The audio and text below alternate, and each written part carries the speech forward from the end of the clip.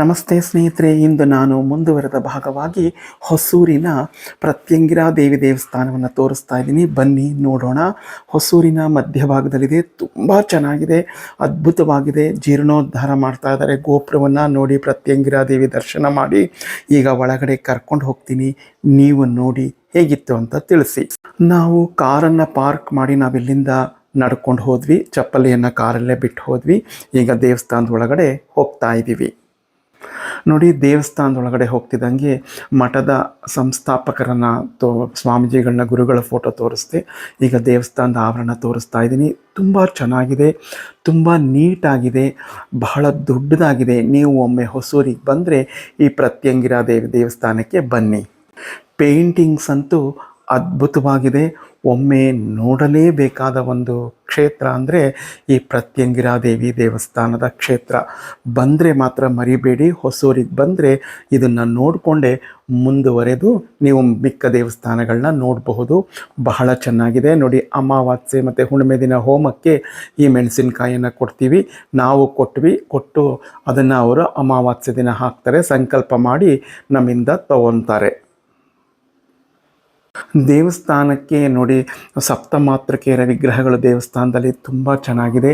ಇಲ್ಲಿ ಹುಲಿಯ ಬಾಯಿಂದ ಅಂದರೆ ಸಿಂಹದ ಬಾಯಿಂದ ಹೊರಗಡೆ ಬರೋ ಒಂದು ಇದಿತ್ತು. ಬಟ್ ಈಗ ಜೀರ್ಣೋದ್ಧಾರ ನಡೀತಾ ಇರೋದರಿಂದ ಅದನ್ನು ಅವರು ತಡೆ ಮಾಡಿದ್ದಾರೆ. ತುಂಬ ಚೆನ್ನಾಗಿದೆ. ಒಳಗಡೆ ಎಲ್ಲ ಕೆತ್ತನೆ ಕೆಲಸಗಳು ನಡೀತಾ ಇದೆ. ಅದ್ಭುತವಾಗಿದೆ ಈ ತಮಿಳುನಾಡಿನಲ್ಲಿ ಒಂದು ಪ್ರತ್ಯಂಗಿರಾ ದೇವಿ ದೇವಸ್ಥಾನ. ನೋಡ್ತಾ ಇದ್ದೀರಲ್ಲ, ಆ ಪೇಂಟಿಂಗ್ಸ್ ನೋಡಿ. ಈ ಸಿಂಹದ ಬಾಯಿಂದ ಹೊರಗೆ ಬರೋ ಹಂಗಿತ್ತು. ಈಗ ಅಲ್ಲಿ ಇದಾಗಿದೆ, ಕನ್ಸ್ಟ್ರಕ್ಷನ್ಸ್ ನಡೀತಾ ಇದೆ. ಆದ್ದರಿಂದ ಅದನ್ನು ತಡೆ ಹಿಡಿದು ದರ್ಶನಕ್ಕೆ ಈ ಕಡೆಯಿಂದ ಹೋಗೋಕ್ಕೆ ಮಾರ್ಗ ಮಾಡಿದ್ದಾರೆ.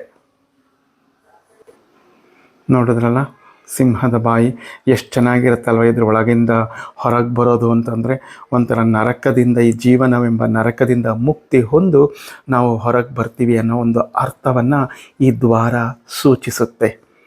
ಬಹಳ ಅದ್ಭುತವಾಗಿದೆ. ಮಾತ್ರ ಇಲ್ಲಿಂದ ನೇರ ಒಳಗಡೆ ನೋಡಬಹುದು. ಒಳಗಡೆ ವಿಡಿಯೋ ಅಲೋ ಇಲ್ಲ. ನಾವು ದೇವಿ ದರ್ಶನ ಎಲ್ಲ ಮುಗಿಸ್ಕೊಂಡು ಹೊರಗೆ ಬಂದಮೇಲೆ ನಮ್ಮ ಕೈಲೇ ಅಭಿಷೇಕ ಮಾಡಿಸ್ತಾರೆ. 10 ರೂಪಾಯಿ ಟಿಕೆಟು, ನೀರನ್ನ ತೊಗೊಂಡೋಗಿ ಅಭಿಷೇಕ ಮಾಡೋದು.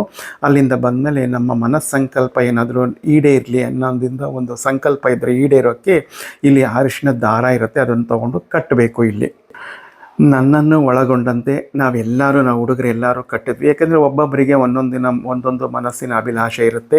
ಎಲ್ಲವೂ ಈಡೇರಲಿ ಅಂತ ದೇವಿಯಲ್ಲಿ ಸಂಕಲ್ಪ ಮಾಡಿಕೊಂಡು ಕಟ್ಟಿದ್ವಿ.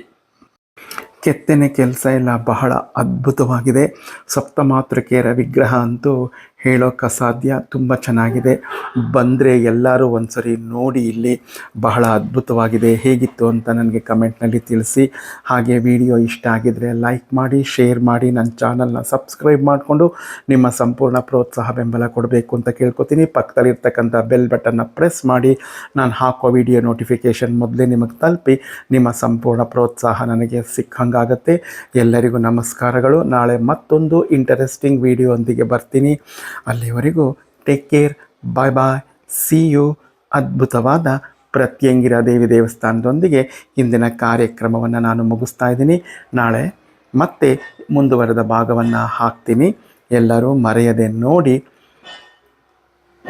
ಜೈ ಗಣೇಶ. ನಮಸ್ಕಾರಗಳು. ಕೆತ್ತನೆ ಕೆಲಸಗಳಂತೂ ಅದ್ಭುತವಾಗಿದೆ. ಈಗ ಹೊಸದಾಗಿ ಮಾಡ್ತಾ ಇರ್ತಕ್ಕಂಥ ಈ ಒಂದು ಮುಂದಿನ ಆವರಣದ ಒಂದು ದೃಶ್ಯ ಇದೆಲ್ಲ.